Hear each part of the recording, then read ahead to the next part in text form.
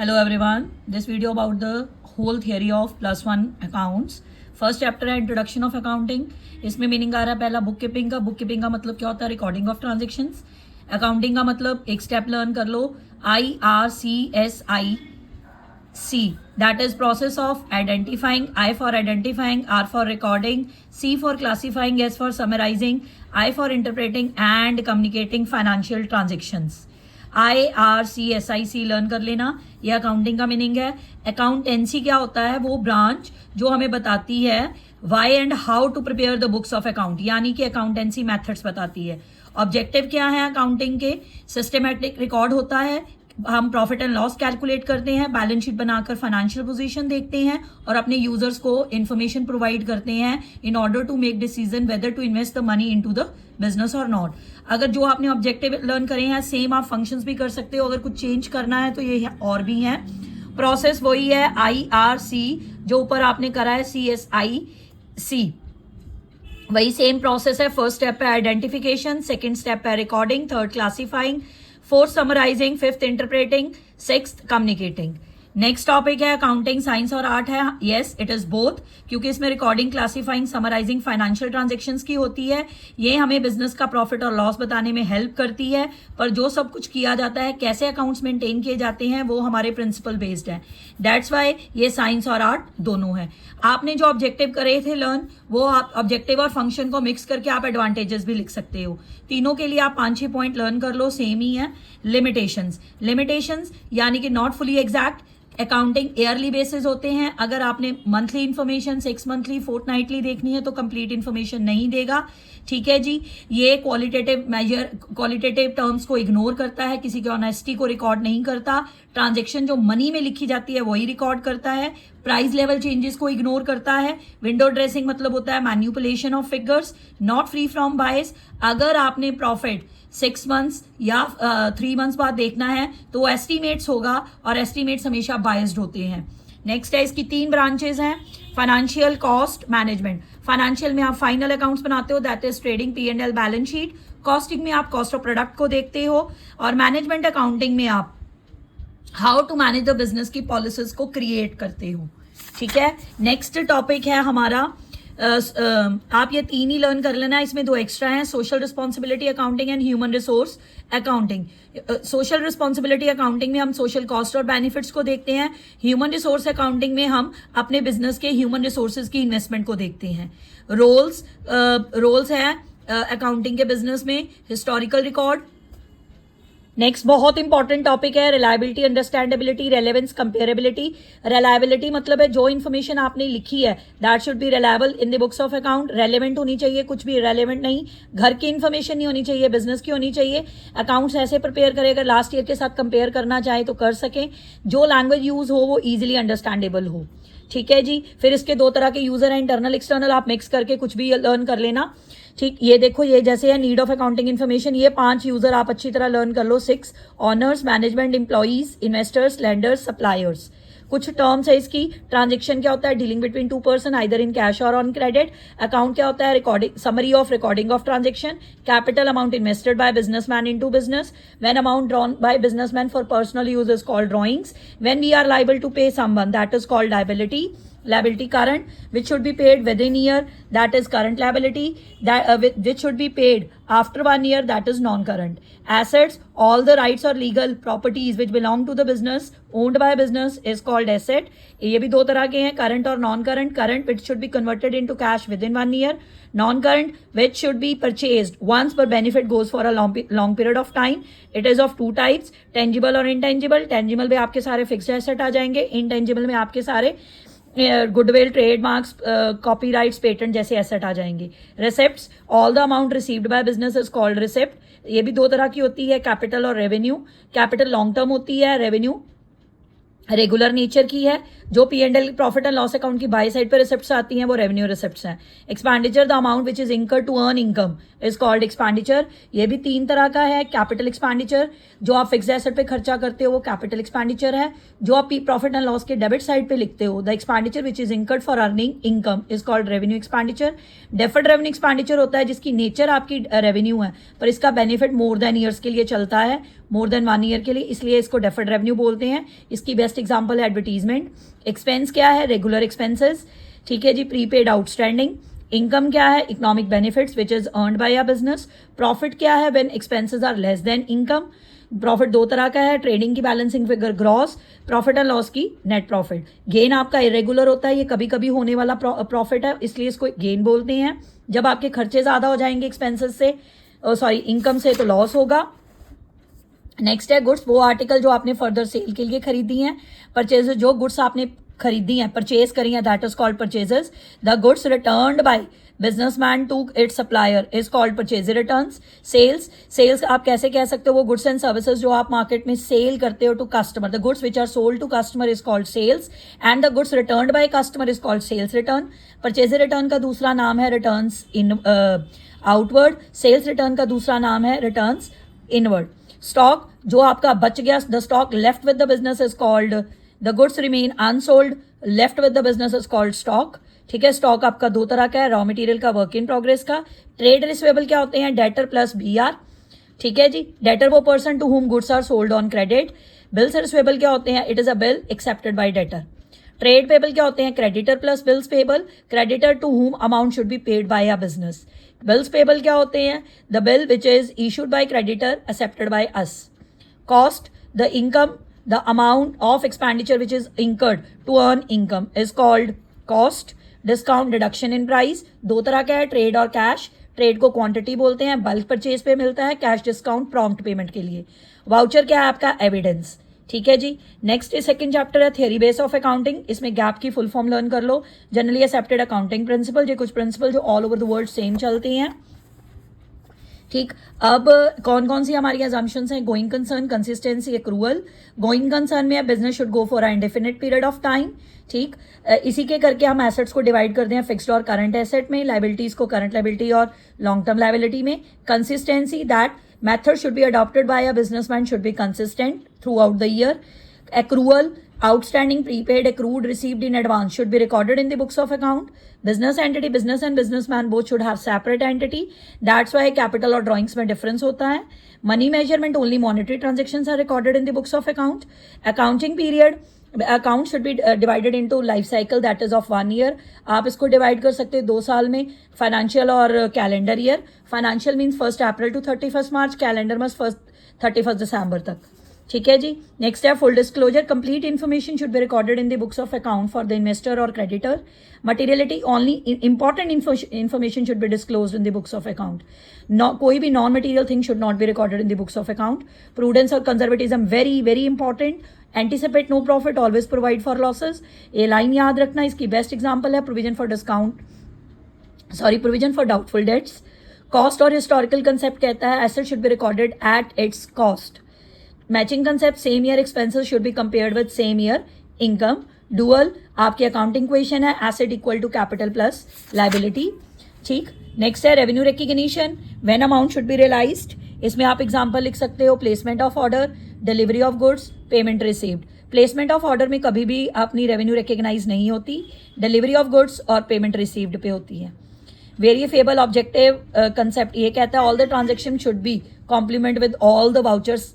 That is if cash transaction है तो cash memo होना चाहिए, क्रेडिट ट्रांजेक्शन है तो इनवॉइस बिल होना चाहिए, अगर आपने कोई पेमेंट रिसीव करी है तो रिसिप्ट होनी चाहिए. All these are depend upon the variable objective concept. 2 तरह के अकाउंटिंग है, double entry, single entry. Double entry ये आपकी डुअल एस्पेक्ट है या इसको आप बोल सकते हो accounting equation based. Single entry में आप पर्सनल अकाउंट्स या कैश बुक ही मेंटेन करते हो. बेसिस 2 है, कैश बेसिस और एक्रूअल. कैश बेसिस में only cash transactions are recorded. Accrual में outstanding, prepaid, accrued, received in advance, all the transaction should be recorded. Clear है. नेक्स्ट आपके अकाउंटिंग स्टैंडर्ड है. अकाउंटिंग स्टैंडर्ड का मतलब होता है return statement which are uniform in nature. इसके कुछ आप अकाउंटिंग स्टैंडर्ड के बेनिफिट्स और लिमिटेशन को सिर्फ रीड कर लेना। IFRS की फुल फॉर्म करो, इंटरनेशनल फाइनेंशियल रिपोर्टिंग स्टैंडर्ड। कौन इशू करता है? International accounting standard board. ठीक है, फिर GST क्या होता है? गुड्स एंड सर्विस टैक्स 3 तरह का है, CGST, SGST और IGST। इनडायरेक्ट नेचर है, कंप्रिहेंसिव टैक्स सिस्टम है। नेक्स्ट चैप्टर है सोर्स डॉक्यूमेंट। सोर्स डॉक्यूमेंट क्या होते हैं? एक ऐसा डॉक्यूमेंट रिटर्न में होता है जिसमें कंप्लीट इन्फॉर्मेशन होती है हमारी ट्रांजेक्शन की, व्हेन ट्रांजेक्शन अकर्स। ये कई तरह के हैं। Following are the source document: cash memo cash transaction के लिए, क्रेडिट के लिए इनवॉइस और बिल, बैंक में डिपॉजिट के लिए पे इन स्लिप, डेबिट नोट होता है परचेज रिटर्न्स के लिए, सॉरी सेल्स रिटर्न के लिए, क्रेडिट नोट होता है परचेज रिटर्न्स के लिए। वाउचर क्या है? एक एविडेंस है आपकी ट्रांजेक्शन का। 2 तरह के होते हैं ये, सपोर्टिंग और अकाउंटिंग वाउचर्स। ठीक, सोर्स डॉक्यूमेंट को ही आप सपोर्टिंग वाउचर्स बोलते हो। ये हमारे टाइप्स हैं, क्लासिफिकेशंस हैं इसकी। कैश वाउचर 2 तरह का है, डेबिट क्रेडिट। क्लियर? ये एग्जांपल साथ में ये अच्छी तरह कर लेना। नेक्स्ट है हमारा अकाउंटिंग क्वेश्चन। उसकी इक्वेशन याद रखो, asset equal to liability plus capital. Total asset total equity को बोलते हैं, ये भी याद रखना। पर्सनल, ये आगे रूल्स ऑफ हमारे डेबिट हैं, जो हमारे ट्रेडिशनल अप्रोच के अकॉर्डिंगली जर्नल को प्रिपेयर करने के लिए 3 बेसिक रूल्स हैं। पर्सनल अकाउंट में debit the receiver, credit the giver. Real में debit what comes in, credit what goes out. Nominal में debit all expenses, credit all incomes. Next journal है। Journal की कुछ इंपॉर्टेंट एंट्रीज हैं। Capital की entry हमेशा cash to capital होती है, अगर कैपिटल काइंड में आए। Building, plant and machinery cash to capital. फिर गुड्स परचेज करोगे, परचेजेस टू कैश। क्रेडिट पे करोगे, परचेजेस टू सप्लायर। कैश पे अगर आप सेल्स करोगे, कैश टू सेल्स। नेक्स्ट हमारा है, अगर क्रेडिट पे सेल करोगे, customer to sale. Bank account open करोगे, बैंक टू कैश। ये कुछ इंपॉर्टेंट ट्रांजेक्शन है जो ध्यान से पढ़ना। अगर एसेट कैश पे खरीदते हो, एसेट टू कैश। डेप्रिसिएशन की एंट्री, डेप्रिसिएशन टू एसेट। ठीक, अगर आप एसेट सेल करते हो, अगर लॉस होता है कैश लॉस टू एसेट, अगर प्रॉफिट होता है cash to asset to profit. Drawings अगर कैश में है, ड्राइंग्स टू कैश। अगर पर्सनल यूज के लिए आपने गुड्स विड्रॉन करी है, ड्राइंग्स टू परचेजेस। चैरिटी की entry, charity to purchases. Sales return की, sales return to customer. Purchase return की, सप्लायर और creditor to returns outward. Withdrawal करते हो cash to bank, personal use के लिए करते हो ड्राइंग्स टू बैंक। ठीक है जी। नेक्स्ट, अगर आपने कुछ भी पेमेंट कलेक्ट करी है कैश में, cash discount allowed to customer, अगर अलाउ करते हो। अगर आप किसी की पेमेंट करते हो, डिस्काउंट मिलता है तो supplier to cash to discount. Abnormal loss के लिए bank insurance claim to abnormal loss to purchases. ठीक है जी। Bad debts to customer, bad debts के लिए अगर रिकवर हो जाते हैं bad debts, cash to bad debts. Next है BR टू डेटर। ठीक, ये चाहे रहने भी देना। Next, bank charges to bank कर लो, एक्सपेंसेस टू बैंक कर लेना। ये आप GST है। नेक्स्ट, GST मैंने आपको पहले ही बताया, goods and service tax. Indirect tax है 3 तरह का, CGST, SGST, IGST। याद रखना, सेल्स और इनकम के लिए आउटपुट क्रेडिट, परचेजेस के लिए इनपुट, एक्सपेंसेस के लिए इनपुट, और अगर सेल्स रिटर्न है तो आउटपुट ही लगेगा पर डेबिट हो जाएगा। वैसे सेल्स के लिए आउटपुट लगता है, टैक्स क्रेडिट होता है। सेल्स रिटर्न के लिए आउटपुट लगता है पर डेबिट होता है। ठीक है। परचेजेस और एक्सपेंसेस के लिए इनपुट CGST, SGST, IGST लगता है और डेबिट होता है। क्लियर? अगर परचेज रिटर्न्स हो तो 2 purchase returns, 2 input CGST, IGST और CGST, SGST लगेगा। ठीक है, रिमेंबर इट। ये सारा इसके बारे में है। नेक्स्ट, ये लेजर की पोस्टिंग का परफॉर्मा है, अच्छी तरह कर लेना। ये कैश बुक का है, कैश बुक का ध्यान में रखो। कैश बुक 2-3 तरह की होती है, वैसे सिंगल, डबल और ट्रिपल। मोस्टली सिंगल और डबल आती है। सिंगल में एक ही कॉलम बनता है कैश का। ठीक, कैश बुक में सिर्फ कैश ट्रांजेक्शन लिखनी है, कोई क्रेडिट ट्रांजेक्शन नहीं लिखनी, रिमेंबर इट। ठीक जी। ये डबल कॉलम है, कैश एंड बैंक। नेक्स्ट है patty cash book. Patty cash book का ये फॉर्मेट है, ध्यान से देख लो। नेक्स्ट, सब्सिडरी 4 होती हैं, purchases book, sales book, purchase return, sales return. ये इसमें सिर्फ क्रेडिट एंट्री आती है, कोई एसेट एंट्री नहीं आती आपकी परचेजेस बुक में। ठीक है, ये 4 तरह की होती हैं, याद रखना। सेल्स रिटर्न में credit note number, purchase return में debit note number. Next, BRS में कुछ थियरी ज़्यादा करने की ज़रूरत नहीं, रीजंस हैं।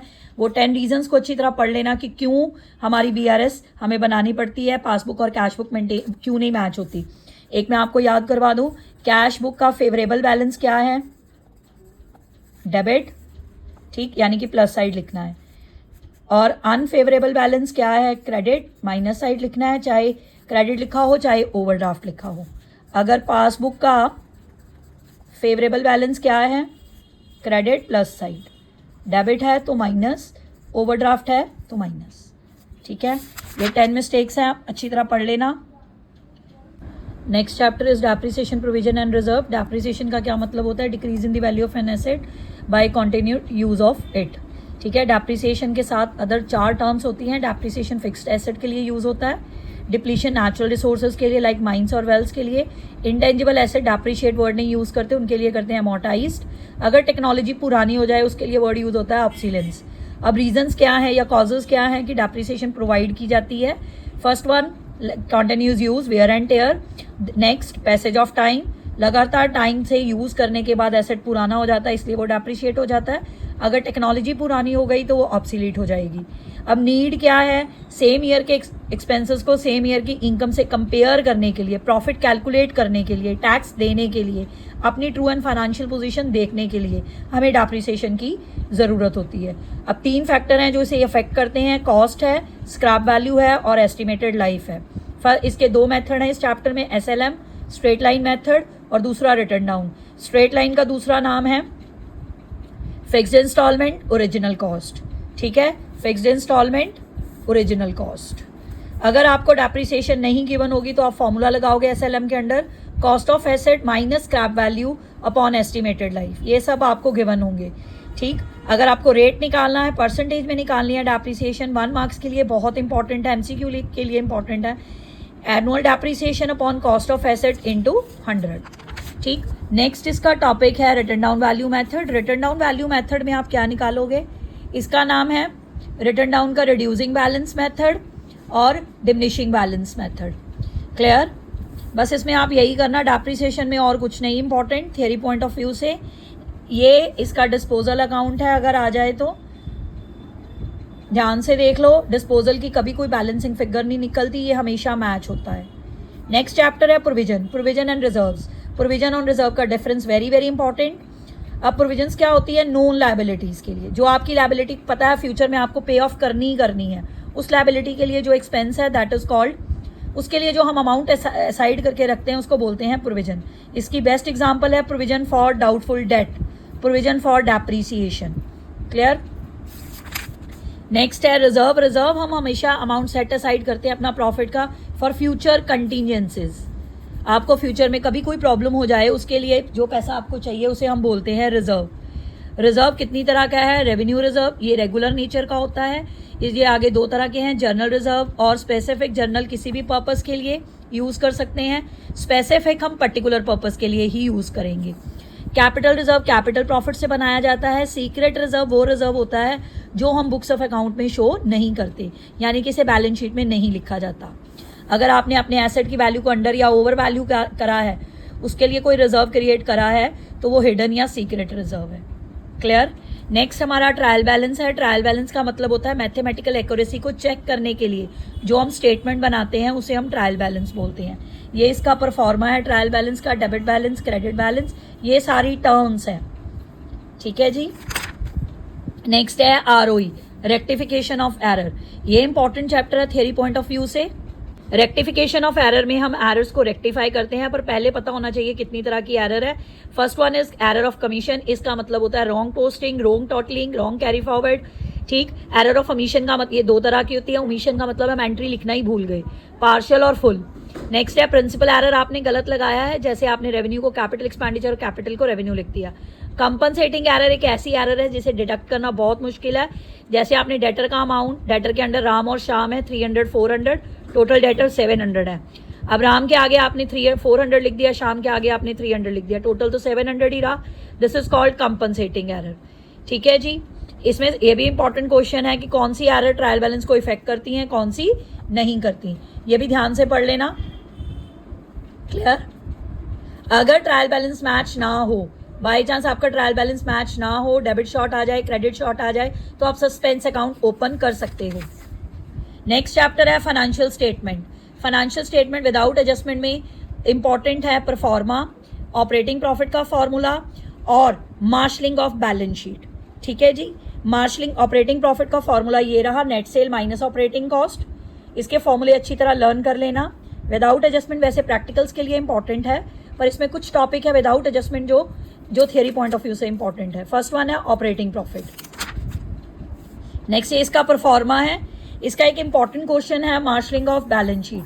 मार्शलिंग ऑफ बैलेंस शीट हम किसे बोलते हैं? The way of arrangement of asset and liabilities in balance sheet, या the way of writing the asset and liabilities in the balance sheet is called marshalling of balance sheet. इसके दो order हैं, permanence और liquidity. Permanence में हम fixed asset ऊपर रखते हैं, फिर करंट. लिक्विडिटी में हम करंट एसेट ऊपर रखते हैं एसेट साइड पे और फिक्स्ड एसेट नीचे. ये थियरी पॉइंट ऑफ व्यू से बहुत इंपॉर्टेंट है, ध्यान से पढ़ लेना. ठीक है जी. नेक्स्ट, ये कुछ इंपॉर्टेंट एडजस्टमेंट है विद एडजस्टमेंट की. जैसे पहला, क्लोजिंग स्टॉक कहाँ शो होता है? ट्रेडिंग में, बैलेंस शीट में एसेट, ट्रेडिंग में क्रेडिट. क्लियर. आउटस्टैंडिंग जिस एक्सपेंस के साथ रिलेटेड है उसमें प्लस और लाइबिलिटी. नेक्स्ट है प्रीपेड और अनएक्सपायर्ड, जिस एक्सपेंस के साथ रिलेटेड है P&L में से माइनस, बैलेंस शीट में एसेट. नेक्स्ट एक्रूड, एक P&L में जिस इनकम से रिलेटेड है उसमें प्लस, बैलेंस शीट में एसेट. नेक्स्ट अपना रिसीव्ड इन एडवांस, जिस इनकम से रिलेटेड है उसमें माइनस और बैलेंस शीट में लायबिलिटी. नेक्स्ट एडजस्टमेंट है डेप्रिसिएशन, जिस एसेट से रिलेटेड है उसमें से माइनस, प्रॉफिट एंड लॉस में debit. Bad debts profit and loss में डेबिट, बैलेंस शीट में एंड डेटर में से माइनस. और अगर प्रोविजन है डेटर में से माइनस और P&L में टू साइड.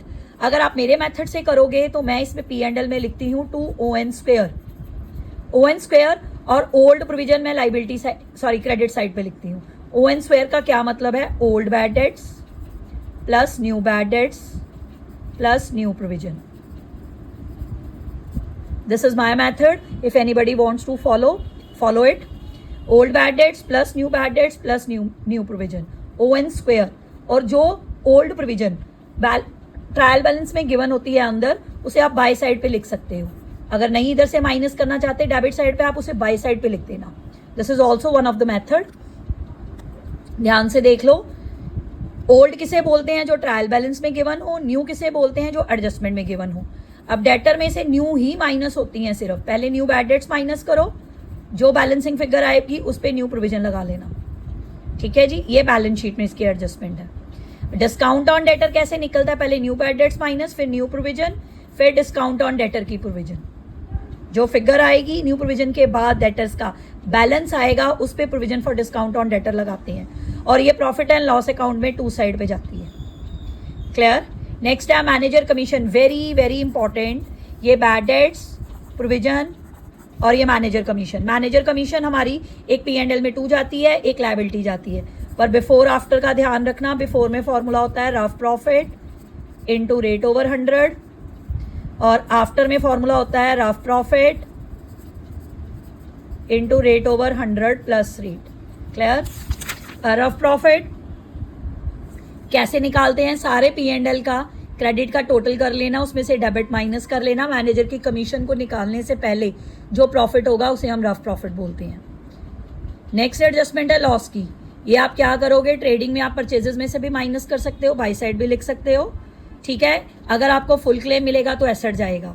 अगर क्लेम नहीं मिलेगा, यहाँ पे तो आएगी, ट्रेडिंग में तो ये एडजस्टमेंट आएगी, चाहे क्लेम मिले, चाहे ना मिले, चाहे पार्शियल मिले, तीनों केसेस हैं. ठीक है जी. ट्रेडिंग में परचेजेस में से माइनस, अगर फुल क्लेम मिले तो एसेट, अगर क्लेम नहीं मिला तो P&L में लॉस, अगर पार्शियल क्लेम मिला, लॉस इधर, क्लेम इधर. ठीक है जी. नेक्स्ट है goods taken for personal use, purchases में से माइनस और ड्रॉइंग्स में प्लस. अगर आपने फ्री सैंपल की तरह डिस्ट्रीब्यूट करा है, परचेजेस में से माइनस, एक एडवर्टाइजमेंट, P&L की 2. IOC की एडजस्टमेंट क्या होती है? P&L की 2, कैपिटल में प्लस. IOD P&L की बाय साइड, कैपिटल में से माइनस. लास्ट चैप्टर है अकाउंटिंग फॉर इनकम्प्लीट रिकॉर्ड. इसे सिंगल एंट्री सिस्टम भी बोलते हैं हम. इसमें वन एस्पेक्ट रिकॉर्ड करते हैं. ये छोटे छोटे बिजनेसमैन इसको फॉलो करते हैं. ये लेस एक्सपेंसिव होता है, लेस टाइम कंज्यूमिंग होता है और कन्वीनियंट मेथड है. क्लियर है. इसमें हम प्रॉफिट एंड लॉस कैलकुलेट करने के लिए स्टेटमेंट ऑफ P&L या इनकम स्टेटमेंट बनाते हैं. इस चैप्टर में बैलेंस शीट को हम स्टेटमेंट ऑफ अफेयर्स बोलते हैं. क्लियर. ठीक है जी. ये इसका परफॉर्मा है. This is all about the video. This is all about the theory of whole the book. Thank you very much. And में ये 2 टॉपिक देख लेना, पैटी कैश बुक और अकाउंट्स फॉर इनकम्प्लीट, जो उस पूरी थियरी में नहीं थे. पैटी कैश बुक 2 तरह की होती है, नॉन एनालिटिकल और एनालिटिकल. नॉन एनालिटिकल को सिंपल बोलते हैं, एनालिटिकल को कॉलमनर. और इसमें एक इम्प्रेस सिस्टम होता है जिसमें पैटी कैशियर को फिक्स्ड अमाउंट प्रोवाइड किया जाता है बाय हेड कैशियर. एक इनकम्प्लीट रिकॉर्ड 3 तरह का होता है, अकाउंट्स फॉर इनकम्प्लीट रिकॉर्ड या सिंगल एंट्री सिस्टम चैप्टर में 3 तरह के होते हैं उसमें अकाउंट्स, कॉजी, प्योर, सिंपल। कॉजी में आप 3 चीजें बनाते हो। कॉजी सिंगल एंट्री सिस्टम के अंडर 3 अकाउंट्स बनते हैं, subsidiary books, personal accounts, cash accounts. Pure single entry system में आप पर्सनल अकाउंट्स बनाते हो, सिंपल में आप पर्सनल अकाउंट्स और कैश अकाउंट्स बनाते हो। This is all about the theory. Thank you very much.